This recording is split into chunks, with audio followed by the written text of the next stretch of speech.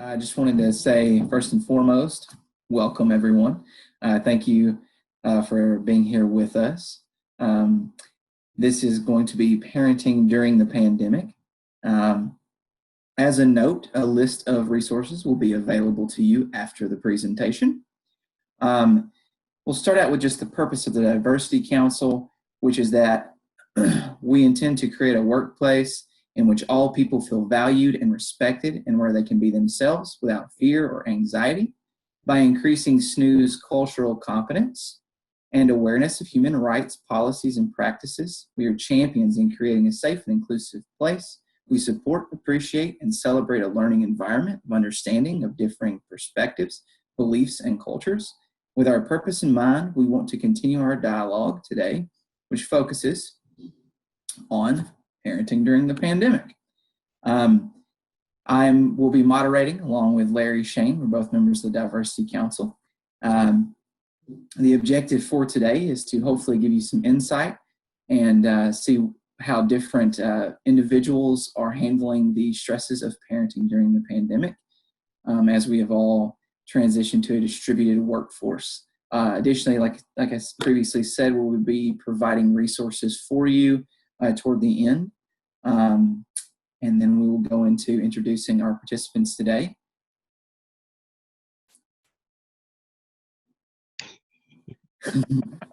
We would like to welcome you all, Leonard Bell from Advising, Nitya Dakar from the Office of Integration and Transformation, or OIT, and Matt Thornton, also from the OIT team. Leonard Bell is pictured above with Jazz and Jade. Leonard is a native of Pembroke, Kentucky. He enlisted in the U.S. Navy in August 1991 and retired in September 2011. Completed 4 deployments. He sailed aboard 3 different aircraft carriers attached to 3 different air wing squadrons. His last deployment was boots on the ground in Kuwait in 2010, attached to an expeditionary medical facility in Kuwait. Leonard is married with 7 children, including 2 grandchildren. He resides in Manchester, New Hampshire. Upon retiring from the U.S. Navy, enrolled with Southern New Hampshire University to pursue a Bachelor's of Art in Psychology in 2014, and completed a Master's in Education in 2015. Taught elementary education with grades K-5 from 2011-2015 for the Manchester, New Hampshire School District. In June of 2015, he began working as a military graduate advisor at Southern New Hampshire University, and as of October 2018, he began working as a military career advisor for Southern New Hampshire University. In January 2020, he started as an adjunct instructor for SNHU. He loves spending time with his family. Favorite hobbies are singing, grilling, baking, and watching sports. Thank you for being present with us, Leonard. We are glad to have you here. Nitya Dakar, she's pictured with Maya and Rowan. Nitya is working from home currently with 2 6-year-olds and her husband. Her kids just finished kindergarten and are heading into 1st grade. Her daughter Maya loves to eat healthy and thrives with structure. Her son Rowan wishes the house was made out of chocolate and hates cookies. They're wonderful kids who get along well most of the time. Nitya is excited to share more about their experiences during this pandemic. Nitya, thank you so much for being present with us. Of course. All right, and finally we have Matt Thornton, and he is pictured above with Luna. Matt Thornton is dad to Luna, his 11-month-old baby girl, along with his husband Steve, Daddy. They adopted Luna from Arizona after being matched with a birth mother during her pregnancy. Luna was 5 months old when quarantine began, and with the shutdown of daycare and the reality of social distancing, Luna's daddies have been struggling to balance work from home and raising a beautiful baby girl who attends regular RingCentral meetings, I want to add, and I love her to death, and trying to get her the social connections that are so critical during these early months. Luna has had a rough time with some health issues herself, not COVID-19 related, and it's been an interesting evolution in the various doctors' offices as the pandemic has taken hold. She's become something of a SNU celebrity, making appearances in all kinds of RingCentral meetings. I guess I could have just waited for that, Matt. My apologies. Over these last several months, now that she's starting to crawl, stand up, the challenge of baby-proofing the house has begun. I can only imagine. Thank you so much for being with us, Matt. All right, so now we're going to move on to our Q&A session. And to be honest, I just seen Fariel's comment. I'm not sure when they enable the questions. Is that something that I have to do, or does Brian handle that? Anybody know? All right, well, I'm cool with it being open whenever, if it's up to me. All right, so first question, and we are going to start with Nitya. Nitya, what has been the top challenge that you have faced parenting during the pandemic? Well, I think like most everyone, I'm sure it's just balancing work and personal life. I think you become a jack of all trades and a master of none for sure. I don't work as well. I don't parent as well. I don't sleep as well. I don't eat as well. I don't do anything as well as I could be. So I think that's been a challenge. And in terms of work, I think my biggest one is like there's no time to focus because you're constantly getting pulled into other things, or you hear your kids in the background or they need something, and so you get like these, these tiny little increments of time to do some work, but it's never the type of deep thinking time that you might need to actually work. I have found that with my kids it's similar. Like I don't really feel as present for them as I wish I could. So it's trying to make trade-offs but never really ever being successful at it. Completely understand that. Matt or Leonard or both, do you have additional comments that you'd like to add to that question? Matt, you want me to take it? Go for it. I'll jump in after you. Oh yeah, my daughters are Jasmine is 22 as of last Friday. I mean, then Jade's 19, so one's a senior at Kobe Sawyer, the other one's a sophomore this year. But when they came home, during the pandemic, because when schools let out early March, it was challenging, and the biggest challenge I faced was getting them acclimated to being home as a college student, because they didn't have their peers and friends around. They had dad and stepmom Jody, which was awesome because the biggest part was trying to acclimate them getting here and creating a space for everyone to do their work. They were used, college kids, you want to give them that space where they felt like they had that independency to do their work and felt like they were working, engaged in the process. So we created that space for them, and also let them know that we're in this together, because they would see daddy working from home whenever they come home. They say, Dad, you work from home? Because I work remotely 2 days a week, right? So, but now they realize, I'm here. And it was like Nitya saying, you always hearing people started coming up, like asking me during my work time, Dad, could you do this? Or honey, I'm like, guys, I'm here, but I'm at work. But it's really the biggest challenge was, getting them acclimated to being home, doing schoolwork, and calming them down as far as like, talking about all the things about being with their peers. They can't do this social thing anymore. And it was a big challenge. It was the toughest part, was making sure they acclimated, integrated into the household, get their work done, but also be able to maintain that relationship with their friends through their social media, contacts and stuff like that. So that was the biggest challenge for me. Yeah, I'd say the biggest challenge for us has been just the constantly changing landscape that we're dealing with, right? So Luna, she's about to turn 1 next week, which is very exciting, and terrifying all at the same time. So that's awesome. Starting to stand, not quite walking yet, but it's all happening very, very quickly. So like early in the pandemic, when daycare closed down, things were rough when she was at home, but she was at an age where honestly I could bring her to a Ring Central meeting, and many of you met her and saw her, and she would just kind of hang out there, and I could put like 3 or 4 toys in front of her and keep her busy for an hour straight, and she was more than content to just kind of hang out with us. She can't do that anymore, right? And that's like a change of even just like 6-8 weeks. It's like, no, that doesn't work anymore. We're on to something new. And tomorrow it's going to be walking, and the day after that it's going to be talking. And so just the constant changes with her, in addition to the constant changes with, is daycare going to be open or not? So I'm fortunate that she's going back into school 2 days a week, right? She's there Tuesdays and Thursdays, which has been amazing. Um, and trying to make sure she gets that socialization that she really needs at these age. We had kind of a running joke in my house that while we were all trapped home in quarantine, the only woman in Luna's life was our Alexa device, right? Because we could turn and say, hey Alexa, sing the Itsy Bitsy Spider, and then suddenly this lovely woman's voice would appear, right? And it's like, no, Luna needs to be around good strong women. She needs good role models, and that's really hard to do in this world, right? When they're in these formative months especially. But yeah, I think it's just been all the constant changes and the uncertainty and just never sure what's happening. And I did mention in the bio, all the medical issues. So even with that, so Luna, she has eczema and a lot of underlying allergies that we've uncovered. So we've had more doctor's appointments than the normal baby goes through, right? And even with all of those doctor's appointments, it's like some days they're going to see us face to face, and some days it's masks on and all these other things, and 20 questions before they'll even let you in the door of the doctor's office. And other days they're saying, nope, can't even come in. You need to do this over telehealth or something else. And so, just all of those shifting expectations, there's just been no consistency. So we just have to roll with it. And I think that's what everybody's doing right now, is just kind of rolling with the punches and rolling with all the changes best we can. Thanks all of you for that. So Leonard, this is for you to start, but we'd like to hear from all three of you. Do you have any external support to help out? I think because I have 4 siblings that were here at once, and I think because they all are older siblings and they have significant others, the biggest support were themselves working, watching, like Jordan, the oldest one, he's 24, so he's here.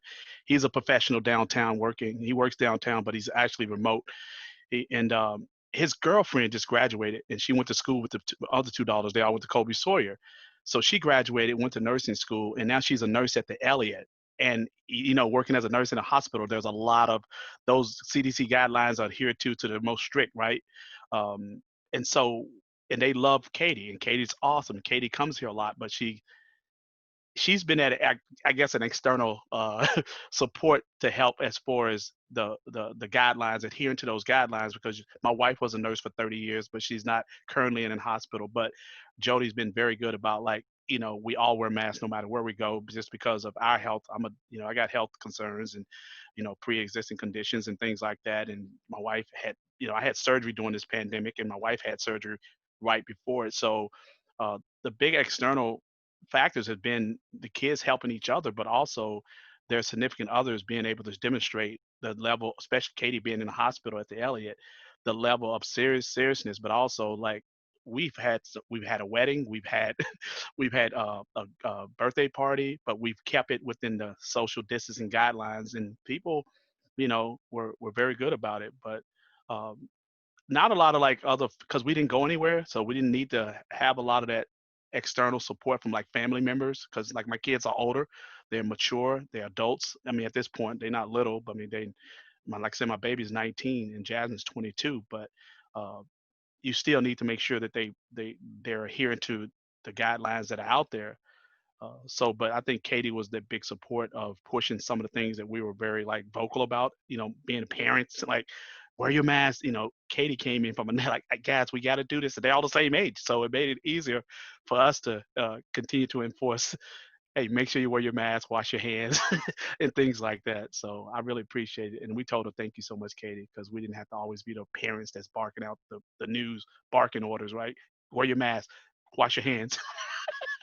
So I just think, even because as they get older, man, it doesn't stop. I mean, what Nitya's doing, what Matt is doing with the younger ones, they're gonna have those same things growing up when they get older. It sounds different, it looks different, and just, you got to make sure that, as a parent, you're always there for them. I mean, they're not party goers, so I'm really thankful that they're homebodies. So, which is good.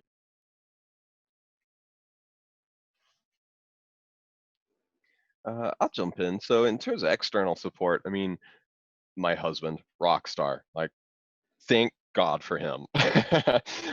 Good news is he works Tuesday, Thursday, Friday, right? And where Luna's in daycare Tuesdays and Thursdays, like, really, she has a lot of care. Monday, Wednesday, he's got her. Tuesday, Thursday, daycare's got her. And then Friday, we do have a babysitter here in town who is actually, it's a funny story, because Steve used to be babysit by this old couple, really sweet couple here in Barrington. So they take care of Luna on Fridays. And so we do have a fair amount of support, which has been great. But really, I think some of the biggest support, and this might sound a little weird, but is actually the support that I've just been getting from SNHU and from all of the folks in meetings like this, or the meetings that I have, where everybody's just been so kind and so forgiving during this moment. So I have had, like I said, meetings where Luna has been in my lap and everybody gets to enjoy her. I mean, she's a total distraction. Let's get real. There's definitely some productivity loss when Luna shows up in a meeting, right? Because everybody wants to talk to her and she like touches the screen and is so excited. But so that's always fun. But there have been other meetings where I have been literally on the floor on a play mat with all of these toys all over the place with Amelia in the meeting. And I'm on video, but she sees me sitting on the floor playing with my kid. And I've got the wireless headset, which is great. But, everybody just kind of shrugs and says, look, this is life now. This is how we're doing it. And to have that psychological safety to show up in meetings in that way, just because I have to, has really truly been a blessing and has been amazing. I also just want to say I love seeing all these introductions coming through on the chat. I feel like such an imposter as a parent. I've only been doing this for 11 and a half months at this point, almost 12, and so so excited to learn from everybody else too, because I feel like I'm still faking it, and I'm sure a lot of other parents do as well. So for me, when we initially started with this pandemic and remote work, we did not utilize any external supports because we didn't know how long this was going to go on. And while my parents live about 30 minutes away, we didn't want to take advantage of that situation because we didn't know how long this was going to go on. It was so painful trying to work with 2 6-year-olds running around, trying to get them to do kindergarten work. They've never really been in public school, so they didn't know what they were doing. So we had to walk them through everything. Eventually we did ask we also, everyone was trying at the beginning to keep their bubbles small and you weren't letting anyone in your household. And we eventually just had to ask my mom to come and help, even though she has some high risk health issues, but we were really struggling. And so we did ask to kind of break that bubble or extend it a little bit more. And so my mom started coming every other day to help. On the day she wasn't here, we just, we winged it. We did our best. I feel like pretty much every day, I'm sure a lot of people felt this. It was like this burnout rate that was going. It was just too high. Like I was getting up, starting to work at 6 a.m, working till 6. But like in that 12-hour span, it was like taking care of kids and working. And it was just, I just tried to maintain that for a long time. I did eventually get sick and just kind of burn out a little too much. But I think eventually we kind of figured it out. When the summer came, while we got some bad news, it was a blessing in disguise. So my husband lost his job because of the situation in June. We didn't have any childcare lined up, so that kind of worked out really well for us. And with the unemployment benefits, it's been okay. We did put the kids in summer camp a little bit, and now we're heading into school starts for us next week. We're doing where we are, it's a hybrid model, so it's half in class and half out. And so I have right now my husband still hasn't found another job yet, so he's going to be able to help a little bit more. And I think we kind of said to my mom, lined her up for the days that they're fully remote. Can you come and help on those days? And then for the days where they're coming home around 2:30, I'm going to just take some time off and then just kind of just work in the evening when they go to bed, and just try to be flexible with my schedule. And I'm fortunate, again, like Matt said, SNU has been very supportive and being willing to let us flex as we need to kind of get our work done, but in a time frame that works well. Thank you for all your insight, everybody. Matt, this one's going to come to you first. But what does a typical day look like for you in your household with Luna? Oh, I love this question. Those parents out there know that when you have a 1-year-old, routines are amazing. So we've got this down to a science, right? And I will say, and I'm knocking on wood. Hang on, let me find some. There it is, coffee table. And I need to be careful who I say this in front of, but Luna sleeps really well. And so we're really grateful for that. And there were phases when she didn't, when she was going through all the really severe eczema, and she was just itching all night and things were miserable. But generally, she sleeps really well, which has been fantastic. But typical day is she wakes up between 6:30 and 7. Steve is my rock star. He goes, gets her out of bed, gives her that bottle, Then I jump in the shower, right? And then we do the high five in the middle. It's like, okay, I'm out of the shower. By that point, he's got her in the high chair. She's eating breakfast. Tag, you're it. He's in the shower. I'm finishing up the breakfast, and I run her upstairs, change her clothes, get her ready to go, and he is out the door with her generally around 8:15 to either get her to daycare, get her to babysit, or whatever. And so then she's gone most of the day. I do pick up at the end of the day. So I have to pick her up like around 5 o'clock. So head out to do that. Then, dinner is dinner. It's like 6 o'clock. It's like, rah, rah, rah. Okay, let's get some food in you, kid. Let's get some food in you. She's generally in bed by about 7:30, 8 o'clock, right? So, I mean, like I said, she's sleeping really well, and I'm truly, truly grateful for that, because that does give me a little bit more flex time in the evenings to be able to jump in and do some work if I need to at night. On days when she is home with Steve, so those Mondays and Wednesdays when they're both in the house, I mean, the day's a little bit different, but not much. It's just keeping her on those routines, right? You got to make sure that morning nap and that afternoon nap happen right on schedule. Otherwise, everything else gets screwed up. But even that is changing, right? A couple of months ago, those morning and afternoon naps were, religiously 10 a.m. and 2 p.m., and it was a solid 90-minute nap on each. It's not quite as cushy as that anymore, right? Things are moving around a little bit. She's not sleeping quite as much. The morning nap is good, but the afternoon one, sometimes she skips it. So the typical day is like trying to figure out how to do all this work in between naps, right? And even on the weekends and things. Like Steve and I have this running joke is like, how are you supposed to get everything that normal adults are supposed to get done in between these 90-minute nap schedules, right? When she's asleep and you don't have to be attending to her. And so that's been a challenge. And I guess one other thing I would say just about the typical day and what that looks like is, as good as it is for her to have that schedule and that routine all the time, it's mind numbing for me. And I don't know if other parents feel that way, but actually, like, day after day, kind of the same thing every single day, like it actually drains on you a little bit. I like a little bit more diversity. I like a little bit more adventure in what's happening in the day, and a little bit more spontaneity. And I've had to let go of all of that. I just don't get that anymore. And that's been a tough learning curve for me, is trying to figure out how to not just let the days all blend into each other, and to really try to find those opportunities to carve out moments for me and Steve together, moments for all three of us as a family, that do, differ slightly from just the routine. This is what we're going to do every day. I'll jump in here. I don't have a typical day in my household. I don't even know how Matt came up with that. I'm gonna be honest. I tried really hard. I know Rick actually gave us this question ahead of time. I thought about this. I don't know if we have one beyond just getting the kids out the door to go to camp right now. Sometimes they're on time and sometimes they're not. Who knows? Depends on when we wake up. Depends on when they want to wake up. Sometimes they wake up early. Sometimes they wake up late. Sometimes it is what it is. And we just kind of just roll with the punches right now. Bedtimes around our house is also kind of a little bit of a mess. I'm not quite sure if it's just a summer thing or what, but kids are generally, I think, hopefully asleep by 9 at night, but we always try to aim for 8, but fail every night. Sure many people know what that's like.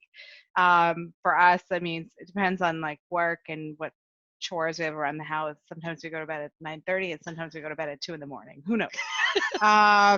But you just do what you gotta do to make it day by day. That's it. Oh man, that's funny. Yeah, thank you so much for talking about my life story. My day in the life is like yours. Is every day's different. There's no typical day in the, even though no matter how old they are, there's no typical day, because I'm doing that thing with teenagers, right? And oldest kids, like my 19-year-old, she door dashes, and your peak time for door dashing is when in the afternoons, right? Because and then those mornings when they just laying around, my wife and I, we like, okay, what can we have to do? My wife is big on lists, so we got to have those lists of, like, whether it's bring down the laundry, had to take out trash, or whatever the case may be. The older one is downstairs in the basement working. He's a 24-year-old. He's working, and he comes and goes because his girlfriend's a nurse, and day she gets off, they want to spend time together, so they go up to her parents' like beach house up in Salisbury. Joseph, my 23-year-old, he's back and forth from Connecticut, and he comes home. His girlfriend lives in Connecticut, but he's doing film and media studies as a degree, graduated, as a 2020 grad into the, bad economy, right? So he's using that as an excuse for not him getting a real job. I'm like, son, no, I'm a career advisor. So I was telling Larry, we help people find jobs every day. So I know there's jobs out there for you to get. But and then he reframed it. Dad, you told me to have a career, not a job. I said, son, you're right. But at this point, you just need a job. So I said, look at your older brother. He's 24. And then the 22-year-old, she's up in Alton working at the Bay. And she would come in the beginning, she was waiting. We was like, Jasmine, you need to go to work. You need to go to work. You need to go to work. She couldn't get an internship. So that created a different dynamic with her. Then the 19-year-old, like I said, she's the one that's door dashing. So every day looks different. My wife, you should have asked her this question. I did ask her, like, what is a typical day for the Bell household? She said, there's not a typical day. Like Nitya said, every day's different. You know, we had the grandkids come up for, from Jacksonville, Florida. Everybody's wearing masks. And, that changed because we had a wedding plan. The wedding was on August the 1st. My 27-year-old stepdaughter works for SNHU. They had planned a wedding of 150 people. That swindled down to 23 people. Most of the people were all family, my family, especially my side, because we're so big. And by the time the reception, it was 19. But our days are so unique. There's no one day the same. It's just very different. Because it depends on basically my wife's like what they're doing today, who's doing what. They know I'm upstairs working, but I can open this door and I can, okay, let me listen, see what's going on, because they're responsible for the little four-legged kid walking around, Clyde, who needs water. He needs his, needs his water dish, especially when it was early July when it was extremely hot. You guys remember those heat waves we got? It got so bad. It got so bad that the day started looking like I bought this house 4 years ago. I didn't have AC, so I was like, I want to put AC unit in my house. It was so hot, I had to get an AC, and everybody was relaxed. Everybody's hanging out inside. But I'm like, you know what? Y'all need to be working. Somebody needs to go to work outside of me. So it's different. Every day's different. My wife says it's like a college revolving door. Who's going to be here for dinner? Like having the table set. We all eat dinner as a family, but to have the table set, we want to know who's going to be here this afternoon. So it's always that challenge of how many plates we need to set, how many people are going to be here, because they are at the age where they want to do DoorDash in the afternoon, where if we don't save them, a plate of food, they're going to be upset because we're like, well, who wants to eat past 8 o'clock at night? They're college age kids. They will eat whatever time of night it is. I think it was outstanding that we were able to get a very structured perspective, and then we get what my day also looks like. I mean, it depends on the school's going or not. So I really appreciate that. That's awesome. So Nitya, this one's for you to start with. What types of conversations have you had with your kids about the pandemic? A great point. And so my kids are sick, so I think I was trying to be a little careful about how I talked to them. I didn't want to scare them too much. I will say, just to provide a little context to my, so Maya and Rowan are 6 now. When Maya was 5, about a year ago, she started to have some anxiety, which was a little bit hard I had a hard time. A 5-year-old with anxiety is a little bit scary for me. It was a scary time for us in the house. She was really freaked out by germs and was struggling to get up in the morning, and everything freaked her out. And she was a little bit paralyzed. We actually took her. We didn't know what to do. We took her to counseling for a little bit to help because she was struggling with germophobia that kind of got really intense for a child. So when we started to, this virus started coming up, I was really nervous about how she would take that information, because she had kind of gotten past that last summer with the germophobia anxiety that she was having. But I was so nervous that it was going to come right back if we didn't get ahead of it or get that information to her first. So we were pretty quick to talk to her. We were a little nervous about how she would share information with friends because we didn't know, like with 6-year-olds, like some parents were trying to avoid saying anything and some people were sharing what was happening. So we were trying to be really careful too. But we talked to the kids about a virus, and we talked about germs, and actually we found some great shows that are out there to help them understand how germs work. So with like Storybots has something about germs, and we watched, there's this guy, Mark Rober, on YouTube. He had a great video about how germs kind of travel. So we let them watch some of those videos to help them understand, and then kind of talk to them about the virus. And I still think to this day they don't quite understand the kind of the gravity of the situation and the kind of the mortality that comes with this as well too. So we've kind of really shied away from getting into that space, but talked more about just that people get really sick, they have to go to the hospital, we want to be careful, just focus more on the preventative measures like washing hands and just being good about, we've got grandparents who are coming over, so we need to be careful for them. So helping them recognize those items. And we've been pretty honest with them about a virus, but I think we haven't gotten into like, people are dying. We've avoided those types of conversations. This one's easy for me. I got a 1-year-old. We don't talk about it, right? and honestly, I'm kind of counting my blessings on that one, that I'm not forced to have those, challenging conversations with her yet. But it does make me wonder, how much she's aware of, because obviously there are physical things that she is noticing, right? When all of a sudden all the staff at daycare are all wearing masks when they never used to, right? That's something different. When daddy drops her off in the morning and has to put his mask on to take her to the door, and then when dad picks her up at night and I have to put my mask on to go pick her up at night, right? She's sort of, at first she was like, wait, who are you and why are you taking me home? And it's like, no honey, it's me. It's like, here, take the mask off. Oh, okay, I recognize you now. Just little weird things like that I'm certainly conscious of and wondering how they impact her, but frankly she can't tell me yet, so I don't think I'll ever know. Well, thank you, Matt. I like that. But mine do talk back a lot. But the big thing was the engagement from the very beginning, and having lived with healthcare professional. My wife was an ICU nurse for 30 years, civilian life and military life, and she's big on like just hygiene, safety. Like, even the kids come home, they think they're living in a dorm. My wife's big on like changing your sheets. Or sleep under your sheets. But kids like to sleep. Older kids like to just sleep like they just in a dorm like all the time. Like, no, this is a house. Sleep under your sheets. My wife's like, ooh, that's so nasty. I'm like, so it's just been that thing. But the biggest things we've had with the kids, is especially sharing with them, and also watching some of the things on the local news about what's happening in New Hampshire together. I think they can see. They're college ages, so it really affected them a lot because they didn't know when they was going to go back to school based on this pandemics, and they see some schools closing, some schools going back. They see I'm working for Southern New Hampshire University right here, but Colby Sawyer is right up the road. They got to go back, and Daddy school doesn't have to go back. So, but having Leonard, that, yep. That's what you're talking about right now. It kind of blends right into the next question. So if you don't mind, I'm just going to throw it out there. Throw it out there. You're going right down that road. Basically, how have you managed the ever-changing landscape for the fall? Like, what does it look like for you with the different schools being closed or open or hybrid or whatever? Yeah, the big thing is just paying attention to what the schools are sending out, and everything changes daily. Like it's changing daily, because even with early on I had a kid in Connecticut going to school in Hartford, and then I had my 2 daughters here going at Colby Sawyer.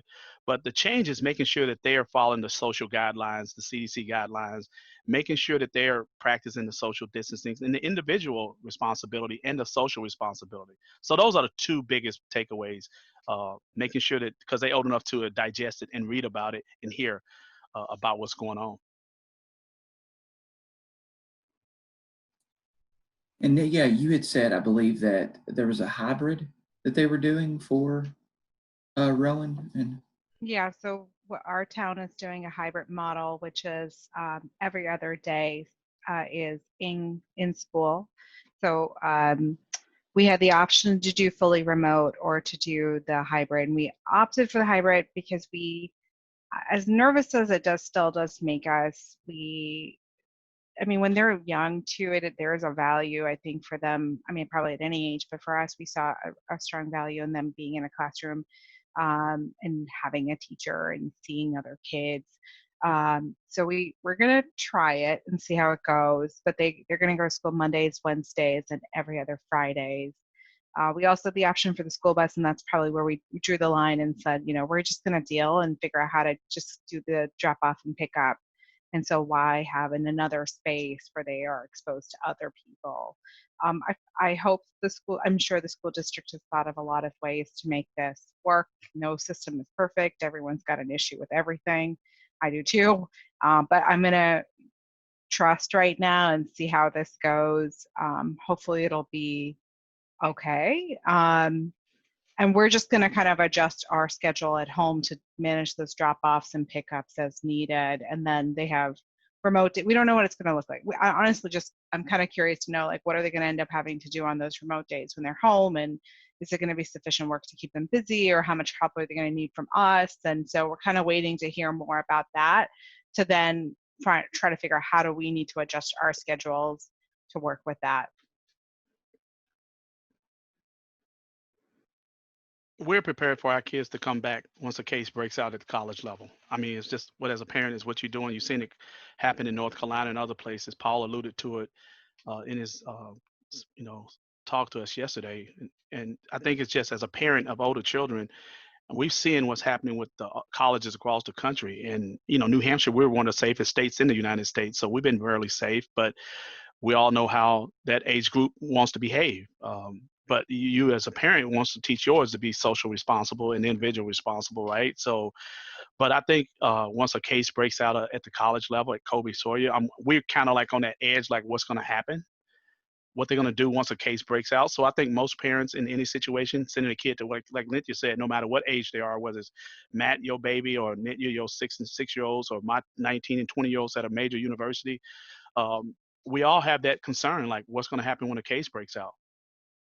So they're going to be right back home. So, so we just waiting. My wife and I, we prepare for that. We're not like, oh, they're going to go to school and it's all fine and dandy. None of us are in that situation, because we know that if a case does break out at college, we know how fast it can spread. So we just being very careful, just paying attention, and just, you know, the school has a lot of guidelines.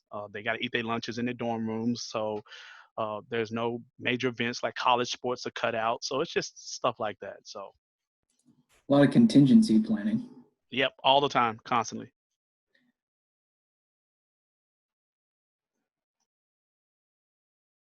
Matt, did you want to add anything? Oh, I'm not sure I could add anything really. I mean, the big thing for us is just, again, like Leonard just said, you know, it's just like, what is the plan should daycare close, right? What is that going to look like? And it terrifies me, right? Because again, like a couple of months ago, for Luna to be in my lap was no big deal, but now I just can't do that with her anymore. She's too busy, needs to be entertained constantly, right? So if they shut down for some reason, I'm going to have to, you know, rethink those Tuesdays and Thursdays. And again, that means that Luna's going to be showing up in a lot of meetings. She's going to be hanging out in her little baby pen prison in the background, and sometimes that works and I can plop her right down in there and she's fine and she can entertain herself for a while, and other times, you know, I try to put her in that little prison cage thing and she screams her face off, and it's like, well, okay, we're not doing that then. So I don't know.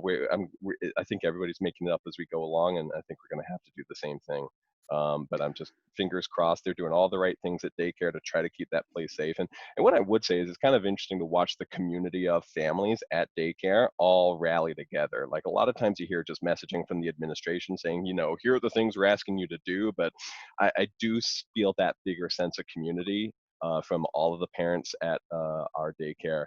To really just do their part to keep things safe as possible, right? And they're doing all the right things, temperature checks at the door, masks in the building, all of that stuff. And so we're gonna just keep fingers crossed and hope it all goes well. And if it doesn't, we'll figure it out. I'll keep a way to entertain her, which I believe is our Well, next Matt, question. yeah, it's a good segue into the next question, and this one's for you. So Love it. how have you, or what are some of the creative ways you've come up with to keep your kids occupied so you can work? Yeah, so I mean, there's a couple of things. So Luna was not really exposed to a whole lot of screen time or TV until very recently. And I know it's kind of like a crutch, but it's like, okay, now that she's too busy and doing all kinds of damage and in the dog water bowl every chance she gets, splashing, you know, to put up a couple of baby shows on the TV and just have her stare at it for a little while, I'm okay with it. I'm really okay with it. And so that's been helping a little bit. Like I said, I got the pen and the little baby jail thing that we put her in for a little while. But I also wanted to introduce you guys to Scout. I don't know how many of you guys know Scout, but Scout is programmable, and you can tell Scout your baby's name, and Scout will say all kinds of things. I don't know if this will work or not. We also have a Scout at our house still. Oh. Oh, Scout is feeling sad. Will you give Scout a hug? So Scout will say Luna's name and talk to her and have little conversations with her. And Scout knows Luna's favorite food and her favorite color, and so sings her all kinds of songs about all those favorite things. So that'll keep her entertained for a little while. I'm sure you guys got some better ideas for how to keep the kids entertained, though. I will say, when I've had to buy some time in like work meetings, I have asked the kids to play hide and seek. I'm definitely the seeker and they're hiding, and I take my time. I just sit in a meeting a little bit longer and then I'll go get them later. I love There are it. creative ways to get some extra time in your meetings if you need them, because they'll be real quiet too. Oh my gosh, that's lovely. And my daughter loves to play hide and seek. She thinks she is actually a very good hider, and she's very patient with it. So she'll find a spot. She'll just stay there for a while, and then I'll come like 5 minutes later. So works great if you need to buy a little bit of time in a meeting. We've also taken advantage. So for me, my kids, their birthday's in January, and so it's right before they have Christmas, so they tend to get a ton of gifts at one point of the year between their birthday and Christmas, and then like nothing for a while. So we tend to let them have some, and then we take the rest and we like put them in the basement and kind of ration them out all year. But we've been kind of going back to that stash that we've got. We went through it a lot faster than we usually do. Usually it lasts a year, but this time it didn't. But both my kids have like a particular activities that they love to do on their own, and we have just said you can have as much as you want of that activity that isn't screen time. Obviously, screen time has increased tremendously in our household as well. But my son loves Legos and building stuff, so we're like, here, we just pull out all the Lego sets. My daughter loves any type of arts and crafts thing, so we got like the sand art kits, and we got like the bracelet making, we got all the things, and we're just like, here you go. Things that they can do. And sometimes what I found is that while they want to do those activities, there's something about like being close to me. So I'll let them like hang out in the back and do those things. And somehow that seems to satisfy their need to like be with me, but also still be able to do some sort of activity. But try the hide and seek thing. It works really well with kids. I like that. I just wanted to step in right quick. We kind of talked about the next question, which is, what are some things, different house rules or boundaries that have changed? We've talked about having more screen time or doing things, waking up at different times or going to bed at different times and things like that. So I wanted to kind of skip down and answer the last couple of questions together, and then potentially have a little bit of time for some questions out of the chat, if at all possible. So the last two questions were, what are some ways that you've creatively bonded with your family or kids? So if each of you might provide an example of that. And then just a word of advice, I guess, to struggling parents or anyone with children, going through this time frame. Any words of encouragement or anything like that. So if you don't mind, just share a bonding thing, share a word of encouragement, and then hopefully we can get to some questions from the chat. Well, I can shoot real fast on this one. What has changed as far as the boundaries is just increased responsibilities. Give them, they older kids, older adults, young adults, increase responsibilities. We all in here together. We all adjusting, adapting. The question about what do we do as far as the creative ways we've been bonding with the family. We've been cooking together with the older ones. My oldest, we do meals together. We've also played more outdoor games together in the backyard, cornhole, washers, cam jam. A lot of TikTok videos for older dad, right? Kids want you to be in TikTok. And what advice I would give for struggling parents, whether they young or old, because I went through a natural disaster when my kids were 5, 6, and 7, and 3.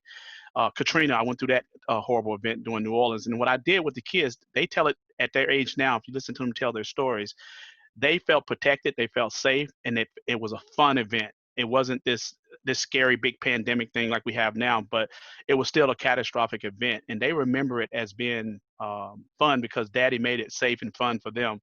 But now, even with this, it's just letting the kids be adults and just let them, watch us do it and emulate as much as you can how we dealing with this situation in a good way. But we learning this stuff every day. Like Matt said, we learning everything on the fly. So it's fun, but it's also challenging. It has all those ups and down moments, highs and lows, but we get through it with an optimistic view of life. Yeah, with like the the boundaries and things. I was telling the folks before everybody else joined. I'm sick. I've been sick for the last couple of days, and you don't get to be sick when you're a parent, right? I mean, that's just kind of the thing. It's like kids still got to be taken care of, and while I just want to hide under a blanket all day, that's not okay. So it's just really clear, like who's on duty, who's off duty. And Steve was home yesterday, so he actually said, "Matt, I got you. Just go rest." And I'm on duty today, and my goodness, thank goodness for that. Like that was just incredible. But just that understanding of like who's on duty, who's off duty, and really balancing the responsibilities has just been important. Like I can't just let him do everything just because I'm working, the 40, 50-hour week or whatever it's turning into. So just really clear boundaries there. Creative ways, I don't think it's really all that different than normal people would do with a 1-year-old, but we're trying to just focus as much on outdoor activity as possible. So, getting Luna outside, we got a little swing outside for her. She loves watching the chickens run around in the backyard. She goes, chicken. And it's not quite chicken, but she's trying to say chicken. It's cute. Trying to get her outside. She loves the water. So we took a quick vacation up to a lake house where we were able to be socially distant and she could play in the water and splash. We've got some friends with a pool that we can, get in their backyard without having to go in their house or make contact, right? So still outside, but get that fun outside time. And we like to ride a bike around the neighborhood. And we got this little pull behind buggy on one of the bikes so that Luna can ride back behind, and she loves that, right? So just fun things to be able to do outside. That landscape will change as we get closer to winter, right? That's going to become more challenging. So we'll have to see where we are then. And then in terms of advice, I would just say give yourself permission to not be perfect. And I have a really hard time with that. That's actually been one of my biggest struggles as well. So I need to, practice what I preach here, but just give yourself freedom to not be perfect. My house is a total wreck right now. That would never have been the case before. I got dirty baby bottles over there. I got kids' toys all over the floor. My kitchen is just full of dishes, and I'm here on the couch in a heap under a blanket because I feel sick, right? Just do the best you can do, right? And just show kindness to everybody else who is also doing the best that they can do in all of this. So for boundaries, actually, I have something that I did not do before that I'm going to do starting in the fall when school starts. That I realized that one of the things that we do when we go into our meetings at work is that we had, at least I personally did not tell my kids don't really understand what are the meetings that are with that, they can jump in and it's okay. And what are the ones that are with leadership? I'm like, please don't get in this meeting. So kids don't know the difference between any of those meetings, but I have a work friend who suggested what she did was that she had a green, yellow, and a red kind of sign, and she would have put it near where she's sitting so that if it's a green meeting, it's where you can interrupt, it's okay. If it's a yellow meeting, just kind of check. And a red meeting is I really need to not be interrupted in this meeting. So helping kids understand the different types of meetings you have. So I'm going to start that system in the fall when my kids have their remote days to see if it works, if they can really understand this is red, please, this is why please don't bother me in this one, just try to figure it out. So I'm hoping that'll work as a kind of some boundary setting for the kids. In terms of just bonding, I mean, honestly, it's just been more time with the kids. You get time in the middle of the day that you've never had before. And before, usually it's end of the day, everyone's tired, but now you can kind of have little spots of time all throughout the day. And that's just been really fantastic. And other kind of advice to help folks, I think, I'm going to try that red, yellow, green system. So hopefully that works out. But also, I think I'm very thankful that I got myself a wireless headset really early on. I think it was a huge difference, just feeling like I can move around. And also recognizing it's okay to not have your video on if you need to wander around or help your kid or get some cereal or do whatever, get your coffee. It's okay to not have your video on, but please do get yourself a wireless headset. It really is worth it. And it made my life so much better once I got it. I second that. I agree. Get 100%. the wireless. Get the wireless. Yeah. And I think we have time for one more question before we need to close it up, just from the chat. And someone had said essentially that they have, children home starting virtual learning, and then there's their job, and it can feel like two full-time jobs at times, having a child at home and having to try to help them and then get our work done. So I guess the question was, what are some things, any tips on how to balance that out, how to, do each and not feel so overwhelmed? For me, I can answer that from the older, kid perspective. Having college age kids or teenagers is share their experience with them and just share. We doing this together. We all have, this is new for dad to work for, home full remote. So just sharing it and say we're working through it together and don't hold anything back.